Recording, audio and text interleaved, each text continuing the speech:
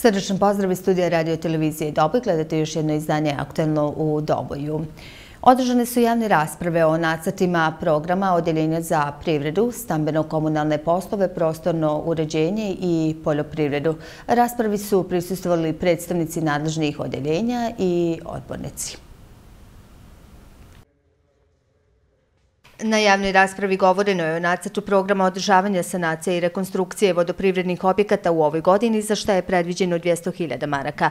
Obaveznu javnu raspravu prošao je i nacrt programa održavanja, zaštite, rekonstrukcije i izgradnje lokalnih puteva u 2020. godini. Uvijek postoji rebalans budžeta, uvijek se mogu povećati sredstva za te namjene.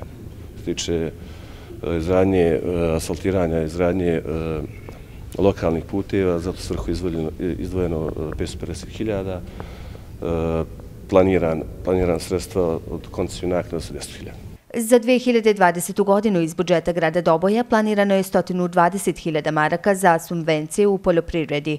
Rebalansom budžeta moguće je da se taj iznos poveća, kažu u resornom odeljenju. Što se tiče toga, još uvijek nismo mogućnosti da kažemo o kojoj se cifri radi se registar, odnosno izrađuje se registar, da vidimo koji ćemo vidove poljoprivredne proizvodnje podržati. Što se tiče 120.000, to će se, trenutno se provodi projekat podrške ruralnom stanovništvu, u pitanju dodjela 20 plastenika, bit će finansiran iz te stavke. Na javnoj raspravi našli su se i nacrti programa uređenja građevinskog zemljišta i mjera i aktivnosti za utvrđivanje stanja i uređenju prostora za ovu godinu.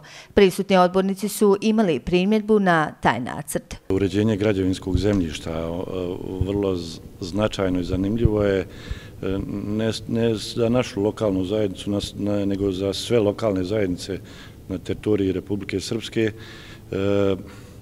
Nije definisano uređenje prostora što se tiče elektrofaze.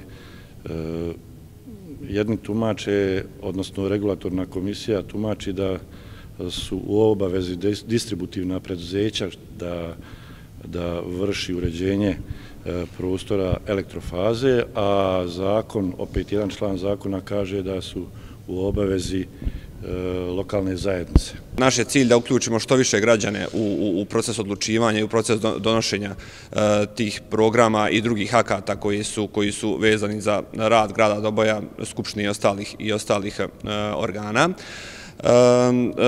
Vidjeli smo da smo imali neke konstruktivne prijedloge i pitanja vezano za programe, ali u suštini nije bilo nekih bitnijih izmjena i promjena u tim samim programima, što znači da su odjeljenja kvalitetno radila posao i kvalitetno pripremila te programe. Nakon sprovedenih javnih rasprava, programi idu u skupštinsku proceduru na usvajanje.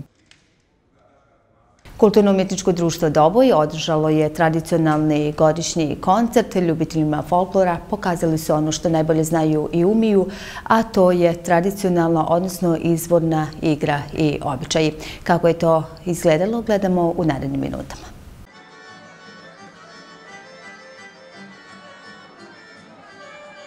Igrama iz Srbije i Makedonije dobojski folkloraši predstavili su se ovdašnjoj publici koja je obje večeri svaki njihov nastup nagrađivala gromoglasnim aplauzom. Godinu na izmaku članovi Dobojskog kuda kažu pamtiće po mnogo čemu, a najviše po inostranim putovanjima. Pa ja sam krenula odmah kad sam krenula u stariju osnovnu školu, znači u prvom razredu, pa dok god sam ovdje, još uvijek sam u srednjoj, pa ću još uvijek igrati folklor dok ne krenem na fakultet i onda ćemo naravno dalje svoj put. Kud Doboj je jedan od mnogobrojnijih kudova na ovdašnjim područjima. Dosta ste putovali, dosta nagrada, dosta zlatnih medalja. Koje je tebi ostalo nakon putovanja, recimo, zapamćeno u ovoj godini? Pa vjerovatno Španija. U Španiji nam je baš nekako bilo najljepše i zapamtiti. Tu smo bili u dvije kuće i svi smo baš bili kao jedna velika porodica i to ćemo uvijek ostati. Neka omiljena koreografija? Pa vjerovatno Banat, evo trenutno sam u Banatu jer je najradosnija i vidi se ta sreća i pozitiva kod uopšteno igrača i uživamo u njoj. Ovdje u kudu sam već 14 godina. Tako. 14 godina, kako su tvoje dosadašnje iskustva? Ostao si dugo vremena? Pa evo, obišli smo dosta država, dosta gradova svijeta. Lijepo se provodili, super iskustva, nove koreografije, druženje. Mene što privlači jeste društvo, druženje, turnije, obilasci, fina ekipa. Dosta koreografije ste do sada radili. Koja je tebi omiljena? Za mene omiljena je šopske igre. Zašto? Zato što je brza i dinamična. I sviđa mi se iz razloga što je brza. Evo, godina je na izmaku. Koje je tebi putovanje onako ostalo u pamćenju? Ostalo mi je putovanje u Italiju. Tamo smo proveli 7 dana, družili se, imali smo 3 nastupa. Kulturno-umjetničko društvo Doboj, čiji rad svesrdno pomaže gradska uprava, je jedno od najstarijih društava na Dobojskom području. Postoji više od 7 decenija, a za to vrijeme svoje vitrine je okitio brojnim zlatnicima, kako sa međunarodnih, tako i sa domaćih takmičenja. Više od 2 decenije održavaju godišnji koncert. Čini mi se svake godine da je sve teže i teže.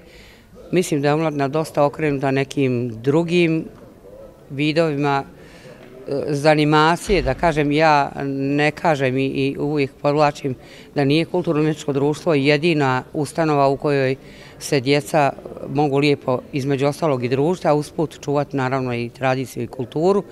To su i sve sportske organizacije, svi plesni, svaki plesni studio, balet, pjevanje, horovi, sve znači.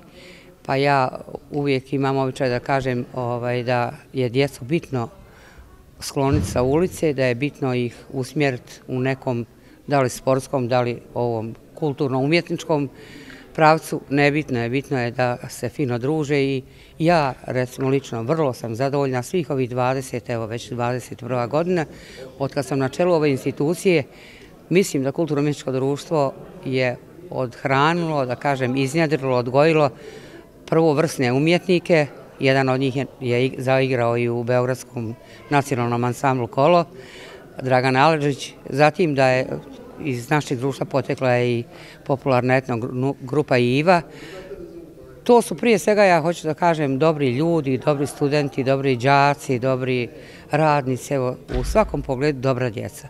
Prvi ansambl Maju putuje u Pariz na smotru folklora dijaspore 2019. godine. Bili su domaćini smotre izvođačkih ansambala Republike Srpske. Toliko za danas. Hvala vam za ukazano poverenje. Ostanite i dalje uz naš program. Do gledanja.